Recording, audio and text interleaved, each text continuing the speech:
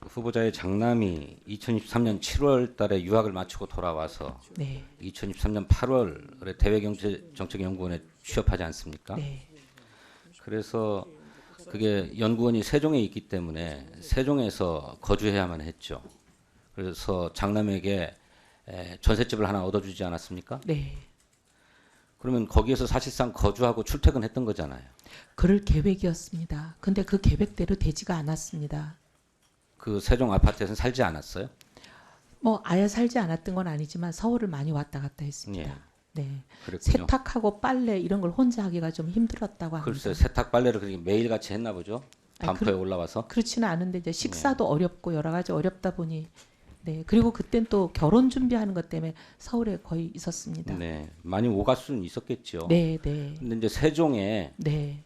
이를테면 어머니가 얻어준 전셋집에 거주하기로 하고 그것에 대한 사용료를 내기로 계약서를 쓰지 않았습니까? 네, 아드님하고. 네. 네.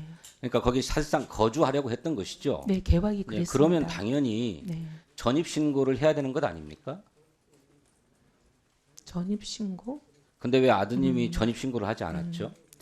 글쎄 그거는 저희가 그때 이제 아들은 직장을 좀 옮길 계획이 있었습니다. 서울로 다시. 아까 어떤 의원님이 그 서울에 있는데 입사 신청을 하지 않았냐 하는데 조금 한 달 살아보니까 좀 어려워서 서울로 옮기려고 했습니다. 그래서 전입신고를 하지 않고 그냥 세종에 있는 직장에 계속 다닌 거군요. 그렇지만 이제 그러니까 서울로 그거는 옮기려는 우리 계획이 있었기 때문에 주민등록법을 그렇습니다. 위반한 거잖아요. 네? 사실상 거주하는 곳에 주민등록을 하라고 하는 것이 우리 주민등록법의 규정이지 않습니까? 근데 의원님 이렇게 말씀드리면 어떨지 예, 뭐 모르겠습니다. 구태여 변명이 안 될 것 같아요. 아니요. 명백하게 네. 주민등록법 위반인데 어쨌든 그런 사정을 이용해서 후보자께서는 주택 청약을 했어요. 그러죠? 원펜타스 이전에도 했는데 제가 알기로 우리 후보자께서는 원펜타스 이전에 전원한 적은 없습니다. 부군께서 하셨나요? 네, 그랬을 예, 겁니다. 그러니까 근데 그 가족들이 살 집을 한 거잖아요. 예. 예, 뭐 그래서 후보자께서는 결혼한 이후로 오랫동안 무주택으로 사시다가 2024년부터 이제 집을 장만하려고 해요. 그 왜 그러셨습니까? 그 동안에 집을 사려면 얼마든지 살 수 있는 경제력이 있었잖아요.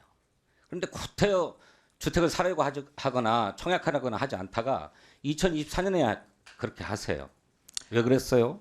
제가 2024년 총선 끝나고 실은 정치에 대해서 이제 많은 생각이 들어서 그때 사실 정치를 접을 마음을 어느 정도 가지고 있었습니다. 총선에 낙선해보고 앞으로 여러 가지 고민을 해봤을 때 그때 이제 제가 정치를 좀 그만둘 생각을 마음에 가지고 있었습니다. 그런데 그 전에 집을 사지 않았던 것은 지역구가 서초였을 때였습니다. 지역구가 서초일 때는 종부세 반대 운동을 지역 구민들의 의견이기 때문에 할 수밖에 없고 그래서 종부세 반대 운동을 시작하면서 2006년에 저희가 상속받았던 종부세 내는 집을 팔고 시작했습니다. 그래서 그 국회의원을 하는 동안에는 종부세 내는 집을 가지지 않겠다는 생각이 있긴 있었습니다. 네, 그러셨군요. 네. 그런데 이제 정치를 더 이상 하지 않겠다고 생각하고 종부세 내도 되는 집을 이제 장만하려고 했던 것입니까? 그때는 이제 정치가 끝났으니까 예. 예. 그리고 가족들이 그 전세 이사 다니는 것을 많이 힘들어했습니다. 그다음에 후보자의 아들이 2023년 12월 결혼을 했는데 네. 무슨 문제가 있어서 조직한 부부 사이에 불화가 있어가지고 결혼이 깨질 지경이었다 이렇게 말씀하고 계시는데 그때는 깨졌다고 판단했습니다. 그래서 한 1년 반 만에 다시 사이가 회복된 겁니까? 많은 노력을 했습니다. 정말 모든 사람이 많은 노력을 했습니다. 본인들도 했지만 근데 그렇다면 그 후보자의 며느리 네. 이를테면 약혼녀라고 표현을 하시던데 사실상의 혼인을 했으니까요. 네. 그 며느리가 왜 후보자들의 이전을 위해서 집을 비워줘야 했습니까? 이전을 위해서 비워준 건 아니고요. 본인도 그렇지 않으면요.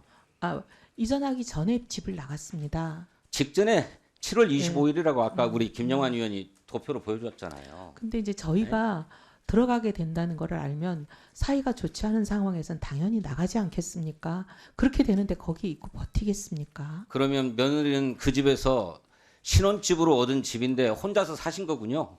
사이가 안 좋았는데. 왜냐하면 본인 몫이 반이 있습니다. 그 본인 몫의 절반 중의 일부는 시아버지로부터 빌린 돈 아니었습니까? 네, 맞습니다. 네. 그래서 그러니까 그 자꾸 빌린 50% 지분이라고 얘기하지 마세요. 우리가 볼 때는 돈이 많은 집안이라서 그런지 몰라도 좀 이해가 안 돼요. 근데 어쨌든 그 빌린 돈은 의원님, 원펜타스 청약할 때 청약의 규칙에 네, 미혼인 자녀만 부양가족으로 인정되잖아요. 네, 근데 사실상 혼인을 올렸잖아요. 그런데 그거를 불화 상태이고 깨진 상태이고 또 주민등록은 여전히 후보자 집안으로 되어 있는 것을 이용해서 청약을 신청한 거잖아요. 이용이라기보다는 그러니까 우리가 볼 때는 의원님, 명백하게 불법이에요. 그래서 저는 이 집을 저는 내놓으셔야 된다고 생각해요. 그렇게 하실 용의가 있습니까?